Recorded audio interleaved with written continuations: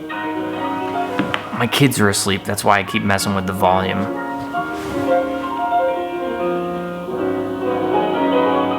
I just did a whole entire vlog, and I forgot to turn the microphone on.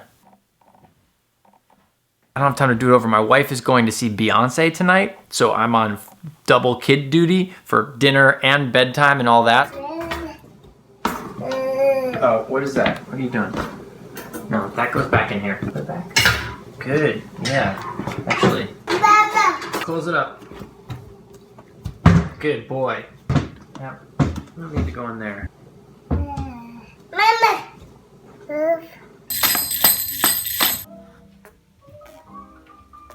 Hudson, don't have that if you're gonna throw it away.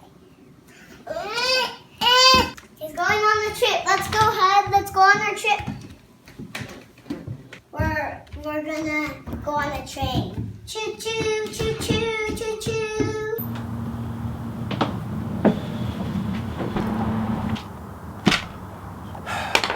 So I got the kids to bed. Everything went pretty well. Got through dinner, story time, bath time, bedtime, all that. Had a nice round of Legos with my daughter. So I have these two pieces out. And now I'm gonna put the little green flower on top of this pineapple. Okay. Here. Now I'm gonna chop it up. And I'm gonna eat it. Hello. You hear that crackle? Do you know this version?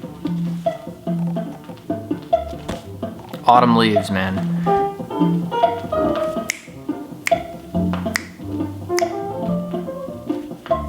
Pocket, baby, pocket.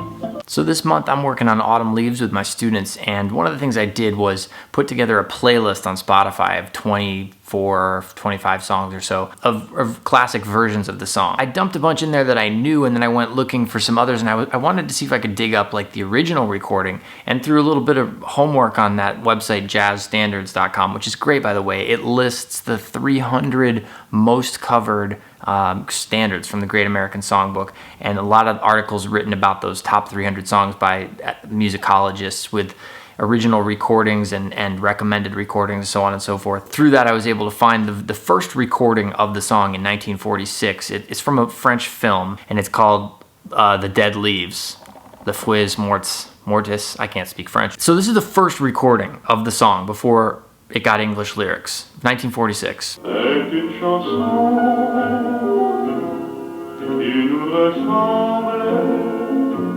One of the things that's interesting, if you just take the time to listen to that, it's clearly a minor song. This is a song that often people say, oh, is it in B flat major or G minor? Or is it in E minor or G major? Those are the two keys, and there's always like this slash.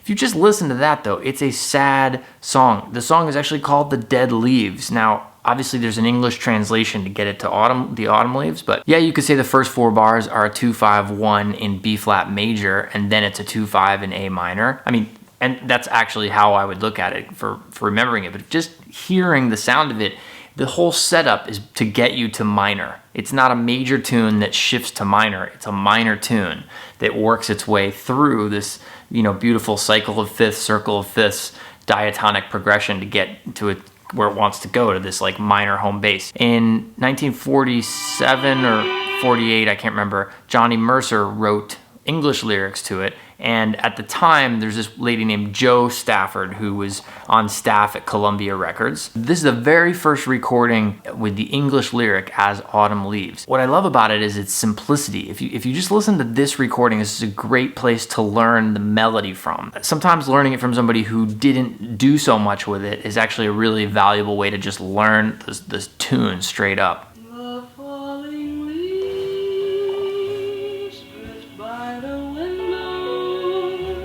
You get the idea. I can't play too much of this or the video will get flagged for copyright stuff, but that's 1949. And then here's Stan Getz, 1954, I think.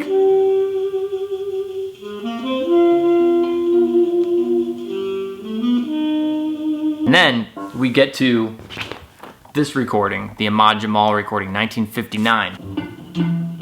He really puts this spin on it where we get this sound of not only minor, but it's minor 6, which is a different vibe, you know, that really he's emphasizing the sound of the sixth, the natural sixth on the minor chord.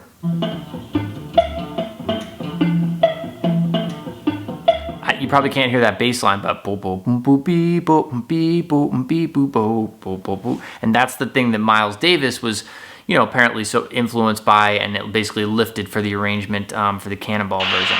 We'll get to that. So then that's 1955. Then in 1956, the classic Errol Garner version from Concert by the Sea, this is an amazing record, by the way.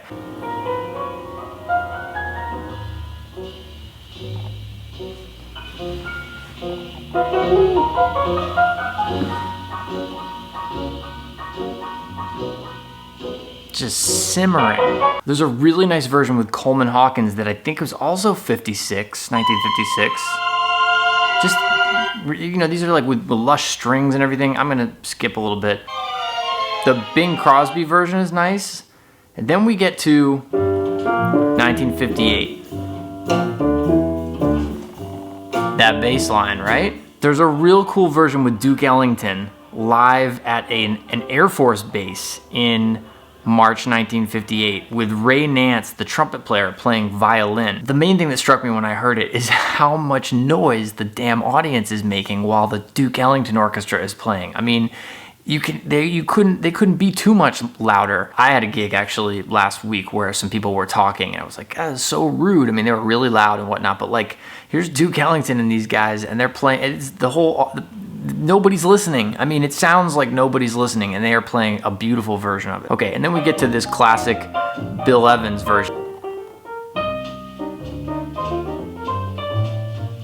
There's a really cool Bobby Timmons trio version live. I love the live club stuff. McCoy Tyner's version is really happening. Joe Henderson with Miles's rhythm check section of the time. You know, Wynton Kelly and Paul Chambers and Jimmy Cobb. This Chet Baker version is pretty hip.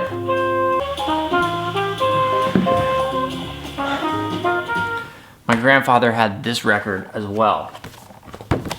Bob James, Ron Carter, Steve Gadd, and Jack DeJohnette, and Hubert Laws on flute and Paul Desmond on alto. Really interesting record, man. Kind of like, I forget, I want to say 74 or so. It's not CTI, but it kind of, it is CTI. Yeah, it's a Creed Taylor thing. And it does, I was going to say it really sounds like it is, and it is. The Sarah Vaughan version is pretty hip. And then we get to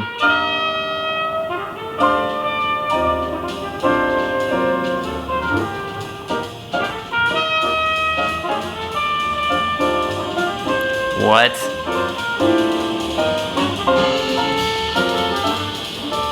So killing. And then also the Blues Alley version. I remember when I was like in high school, these Wynton Marsalis record versions of Autumn Leaves I don't even know what he's doing with the time.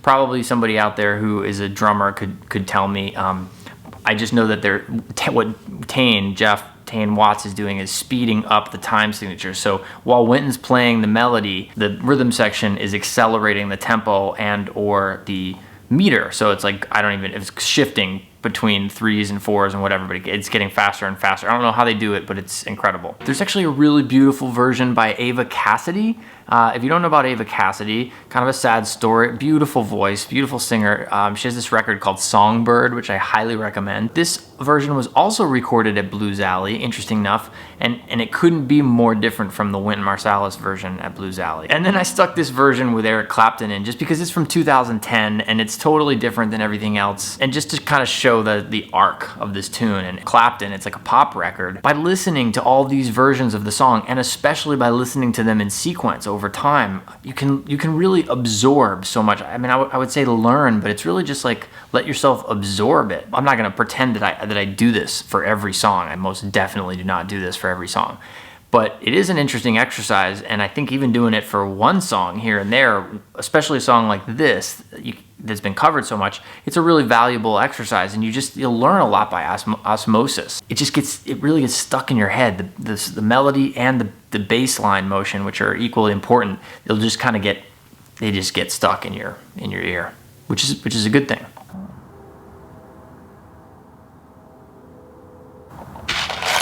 There are so many little pieces to these Legos.